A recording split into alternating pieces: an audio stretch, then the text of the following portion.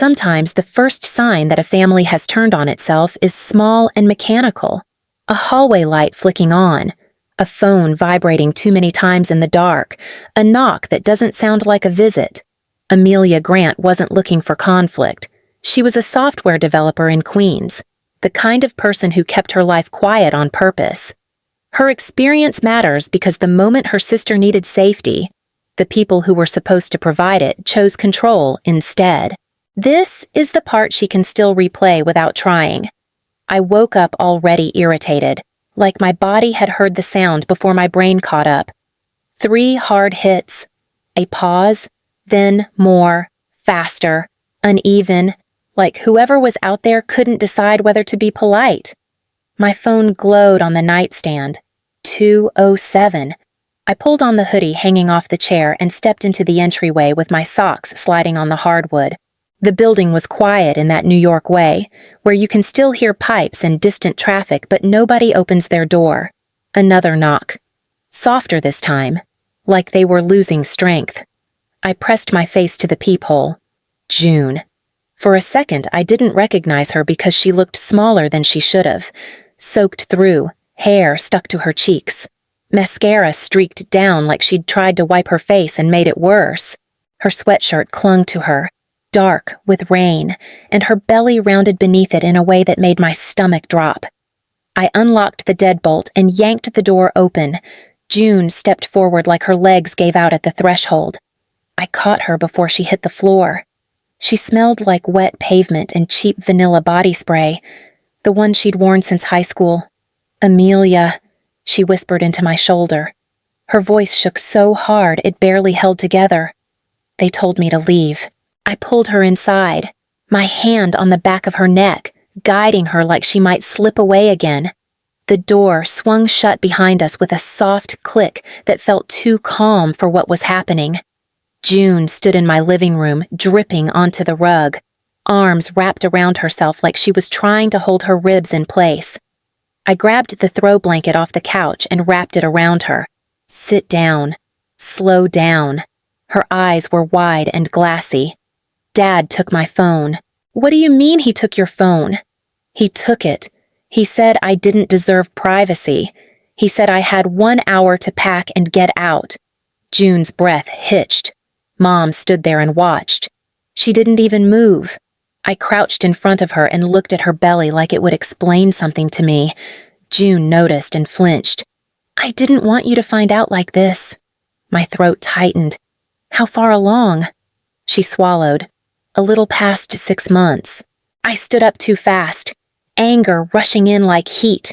You walked here in the rain. June nodded once. Shameful. Like she'd committed a crime by surviving. My phone buzzed on the counter. Then again. June stared at it like it was going to bite. I picked it up and saw the names before I saw the words. Nancy. Paul. The screen filled with messages stacked on top of each other. Do not interfere. This is between us and June. You're enabling a mistake. If you really cared about her future, you'd let her face consequences. I didn't answer. I didn't breathe. I just stared until my hands started shaking. We've seen a lot of threats in tidy sentences. The ones that land hardest are the ones that act like they're doing you a favor. June's voice came out small. They're telling you to send me back. I turned the phone so she couldn't see it anymore and hit block on both numbers. One, then the other. No speech.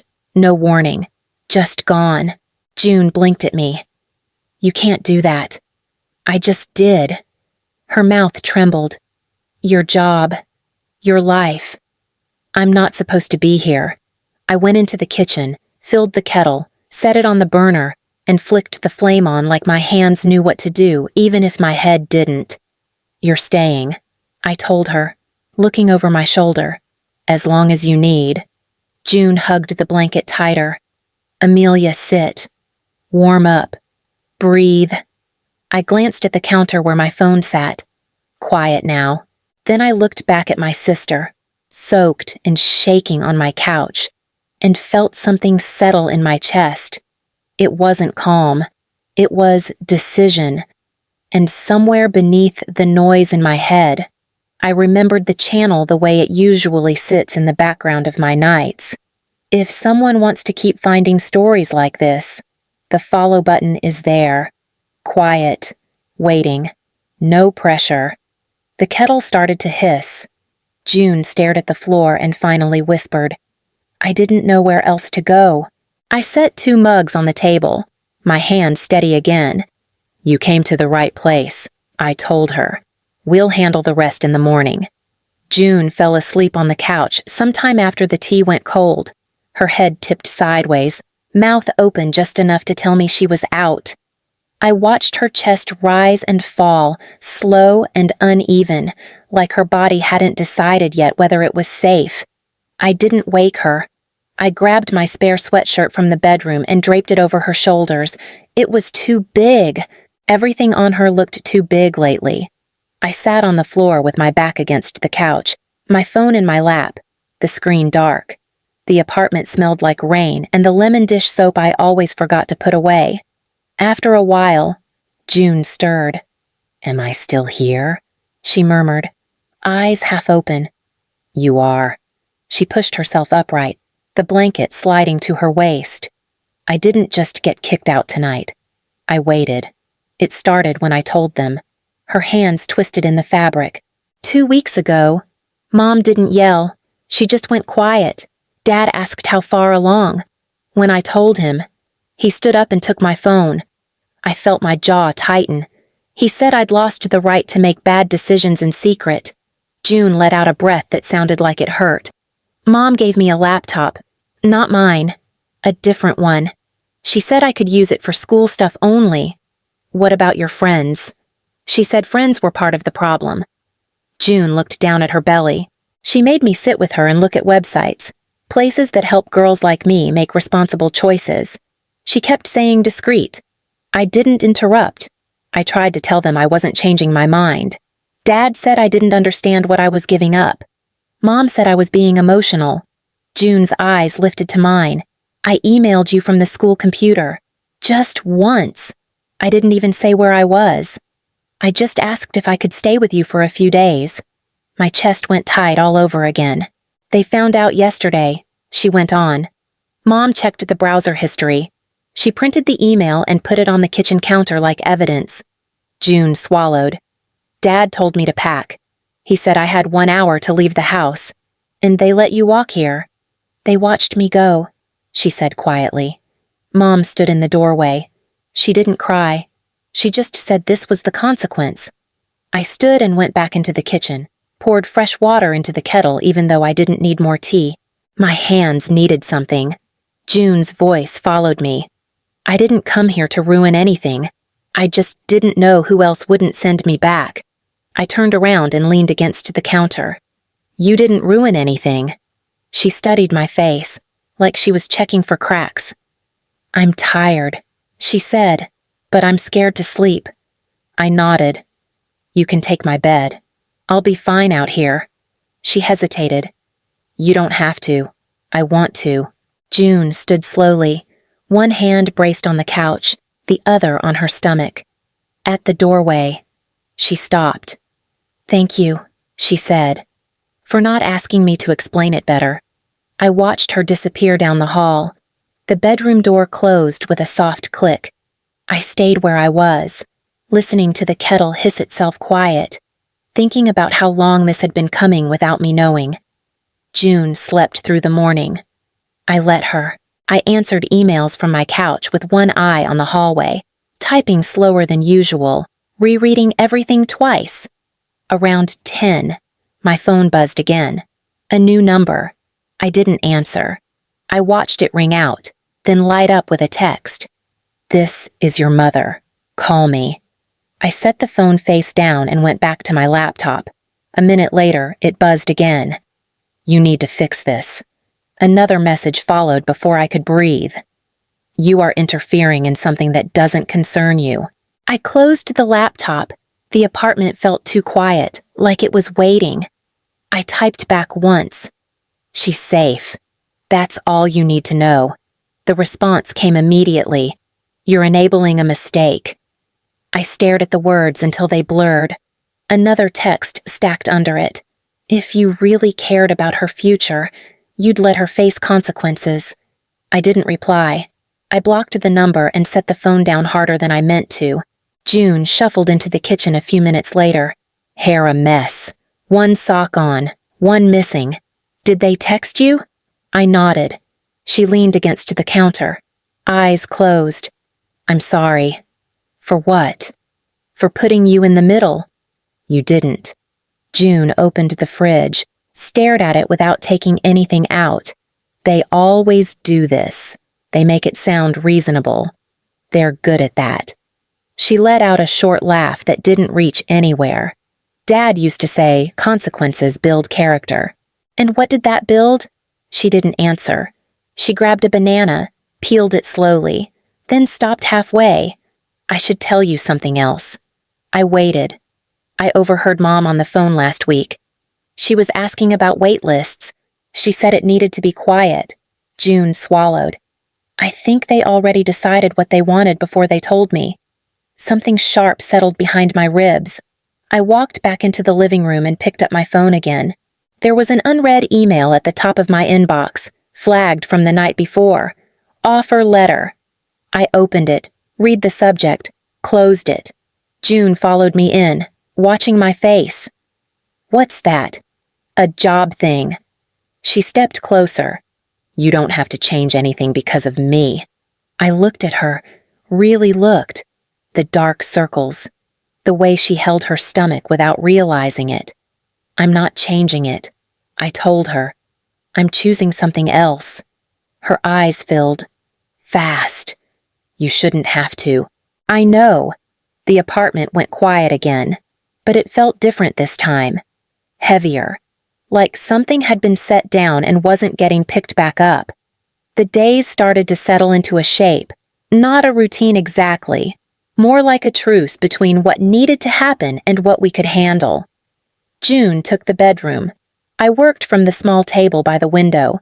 My laptop balanced on a stack of old cookbooks so the camera angle looked normal during meetings.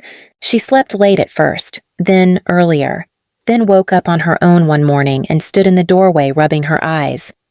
I feel useless, she said. I swiveled my chair. You're growing a person. She made a face. That doesn't feel like a skill. It's a lot of work. I told her.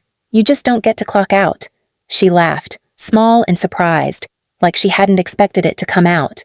We started with what we could fix. School came first. June sat beside me on the couch with my spare laptop open, scrolling through enrollment pages. They want transcripts, she muttered. Mom has those request copies. I said, they can't keep them from you. June hesitated. Dad has my birth certificate and my social security card. I stared at the wall for a second, then nodded. We'll order replacements. That costs money. So does everything else. She pressed her lips together, then nodded once. I'll pay you back. You don't have to. I want to. The prenatal appointment was harder. The clinic asked about insurance. I gave them mine, then watched the woman at the desk pause. This plan covers some of it, she said, voice careful. But not all. June shifted beside me. I can reschedule? I shook my head. Keep it. On the walk home, June counted cracks in the sidewalk, quiet longer than usual. I looked up costs. She said finally, daycare, diapers, everything. I waited. It's a lot. I know. She stopped walking. If I can't do this, you can. I cut in, then softened. We'll figure it out piece by piece. That night we sat at the table with a legal pad between us. June wrote lists, school deadlines, job applications, appointments. I wrote numbers, rent, utilities, groceries. I didn't show her the column where I'd crossed out savings goals. She watched me anyway. You're doing that thing with your jaw. What thing? That thing where you pretend it's fine. I let out a breath. It's manageable. She nodded, but didn't look convinced. A few days later, June came into the living room holding her phone like it might disappear. "I got an interview," she said. "Remote customer support. Nights." "That's great." Her smile wobbled. "They asked if I could work weekends. Say yes." She nodded, then frowned. "What if I mess this up?" I leaned back in my chair. "Then we adjust." June studied my face, like she was trying to memorize the way I said it. Later, when she was asleep, I opened my email and archived the offer letter I hadn't replied to. I closed the laptop quietly and stood in the dark for a minute, listening to the apartment breathe. It wasn't perfect. It wasn't even stable yet. But it was ours. The first call came from my aunt while I was in a meeting. I let it ring. The second came from a cousin I hadn't spoken to in years. By the third, I muted my laptop and stepped into the kitchen. I answered that one. "I just want to understand what you're doing," my aunt said. Her voice had that careful softness people use when they think they're being kind. "This isn't like you." I leaned against the counter. "What isn't?" "Taking sides." "I'm not taking sides." A pause. Then, "You're letting her avoid responsibility." June sat on the couch behind me, pretending not to listen. Her fingers picked at the seam of a pillow. "She's working," I said. "She's in school. She's seeing a doctor." "That's not the point. It is to me." My aunt sighed. "Pain teaches lessons. Amelia, comfort doesn't." I hung up without saying goodbye. June looked up. "Who was that?" "Family." Her mouth twisted. "They think I'm getting off easy." I walked over and sat beside her. "They don't know what easy looks like." The messages kept coming. Some were blunt. Some tried to sound concerned. One cousin wrote, "You're tearing the family apart." Another said, "We just don't want you to regret this." June started turning her phone face down on the table. Then she stopped checking it altogether. Thanksgiving came and went without an invitation. I realized it the morning of when my calendar notification popped up anyway. I stared at it longer than I should have. June noticed. "We don't have to do anything special." I closed the notification. "We'll order takeout." She smiled, relieved. "Chinese always." That evening, while we ate out of cartons on the couch, her grandmother's name flashed on my phone. I hesitated, then answered. Her voice sounded tired. "I hear you're being stubborn." I kept my tone even. "I'm being consistent." "She's a child." "Amelia." "She's becoming an adult." A pause. "By making everything harder for herself. And by staying." Her grandmother exhaled. "You always were like this. Thinking you could absorb the consequences for everyone." I didn't answer right away. "She needs to learn," her grandmother went on. "This is how life works." I felt June tense beside me. I reached over and took her hand, felt how cold her fingers were. "She is learning," I said. "Just not the lesson you want." The line went quiet. Then, softer. "You're isolating yourselves." "We didn't choose that." The call ended soon after. Later, June sat cross-legged on the floor, sorting mail into piles. Junk, bills, notices. "They didn't even send a card," she said, not looking up. I shook my head. "That's on them." She nodded, but her shoulders slumped anyway. That night, after she went to bed, I stood at the window and watched the lights in the building across the street flick on and off. People living their lives, cooking dinners, arguing quietly, laughing. Nothing dramatic, nothing loud, just absence. It settled in slowly, the way cold does when you don't notice it right away. The knock came early evening, not loud, not urgent. 3 taps, a pause, then one more, like an afterthought. June was in the bedroom folding laundry she'd already folded once. I wiped my hands on a dish towel and went to the door. I didn't look through the peephole. I already knew. I slid the chain into place before I opened it. My mother stood in the hallway with her purse hooked over her arm, coat buttoned, hair smooth like she'd checked it twice. She smiled the way she used to when she wanted something to sound reasonable. "Amelia," she said, "we need to talk. I stayed where I was. You found us. People talk." Her eyes flicked past me, trying to see inside. "This building isn't exactly discreet. Say what you came to say." Her smile thinned. "I'm trying to help."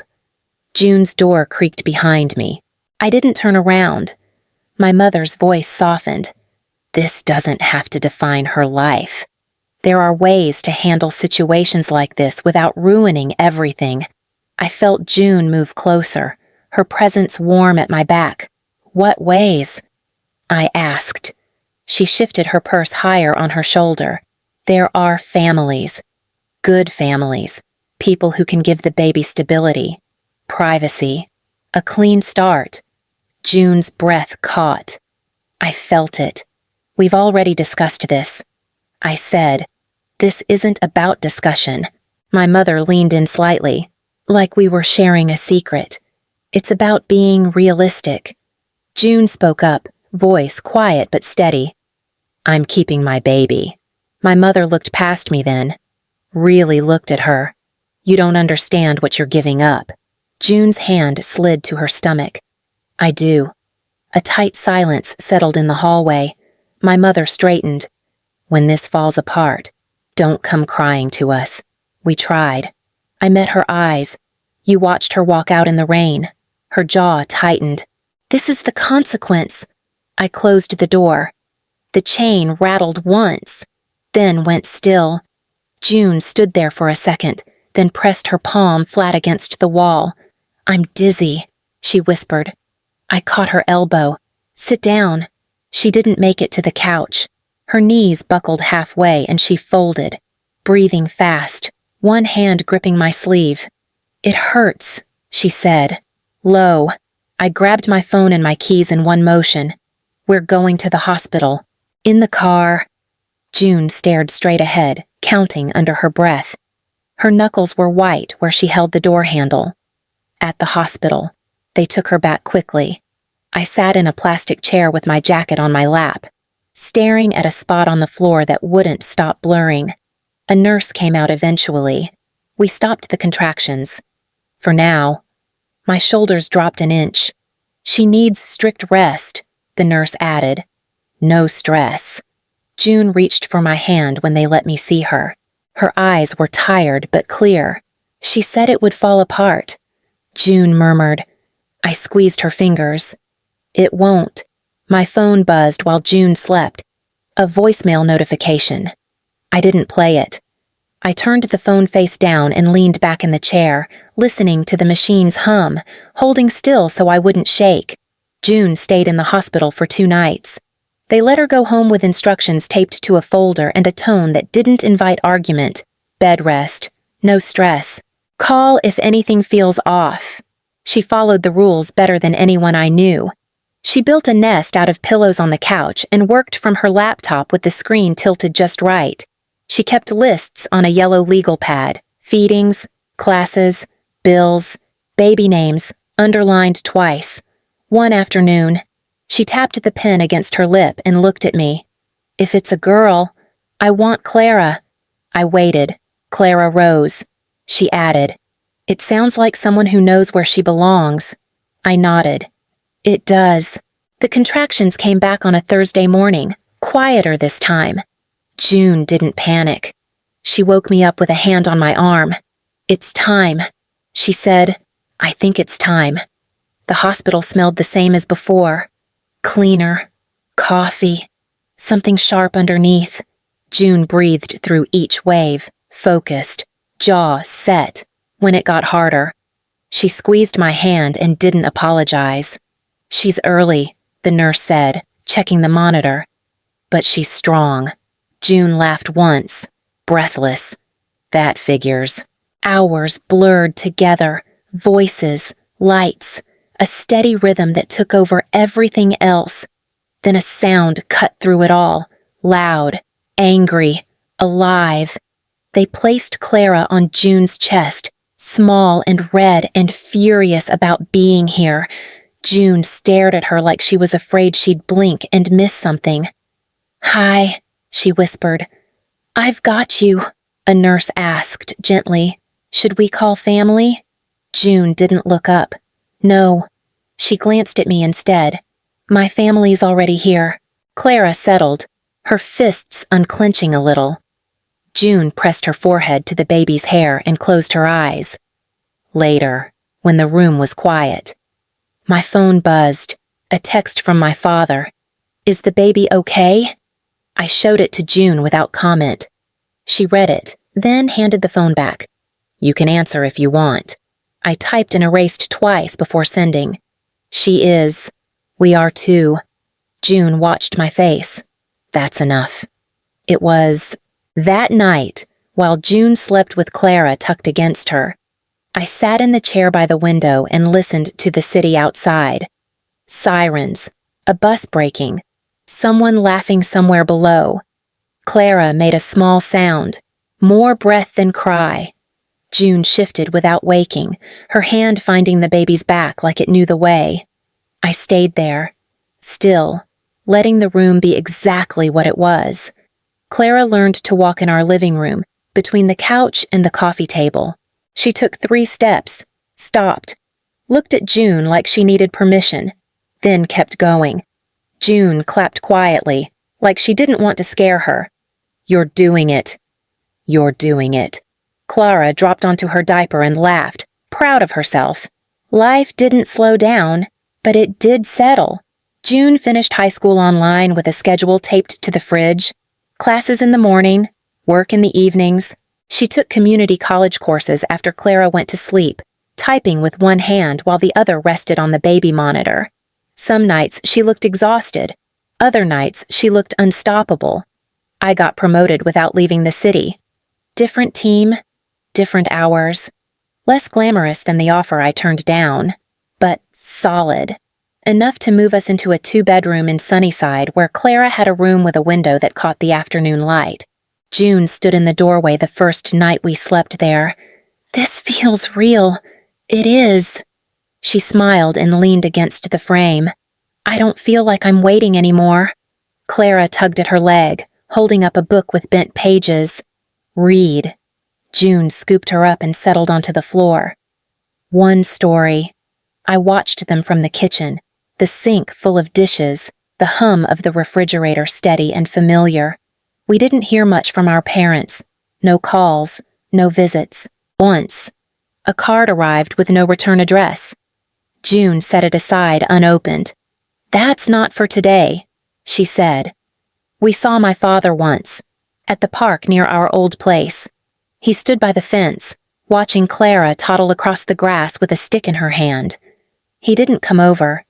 June noticed him, stiffened, then relaxed again. She bent down and brushed dirt off Clara's knees. "Careful," she murmured. On the walk home, June was quiet. "I'm not angry," she said finally. "I just don't want to explain myself anymore." I nodded. "You don't have to." That night, Clara fell asleep early. June sat on the couch, scrolling through her class schedule for the next semester. "We're okay," she said, like she was testing the words. I looked around the room, the toys, the folded laundry, the light still on in Clara's room. "We are," I told her. She leaned her head against my shoulder and stayed there. We ran into my father on a Sunday afternoon, the kind with no plans attached to it. June was helping Clara down the slide, one careful step at a time. I stayed back on the bench with the diaper bag at my feet. I noticed him first. He stood near the path, hands in his coat pockets, watching without moving closer. He looked smaller than I remembered, tired in a way that didn't ask for sympathy. June saw him too. Her shoulders tightened for a second, then eased. She didn't wave. She didn't turn away either. She focused on Clara. "Again," Clara demanded, already climbing the steps. "Slow," June murmured. "Steady." "I'm right here." My father stayed where he was. After a while, he left. A week later, a letter came in the mail. No return address. Just my name in familiar handwriting. Inside, one page. I see who she's become. I should have seen it sooner. No apology, no request, nothing else. I showed it to June. She read it once, folded it, and slid it into the drawer with Clara's birth certificate.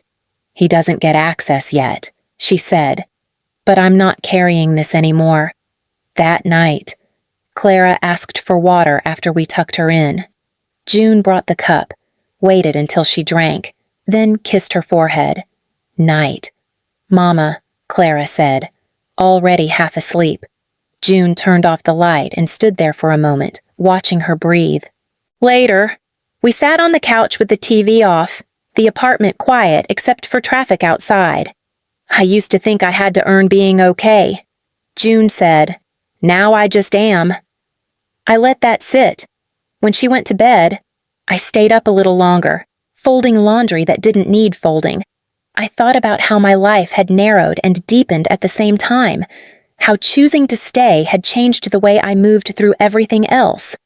I'm Amelia Grant. I don't wait for permission anymore. I don't mistake distance for failure. I know what I can hold and what I don't have to. Clara stirred in her room. June's door opened softly, then closed again. The rest felt quiet in the right way. If this story stayed with you, you know where the follow button is. We'll be here.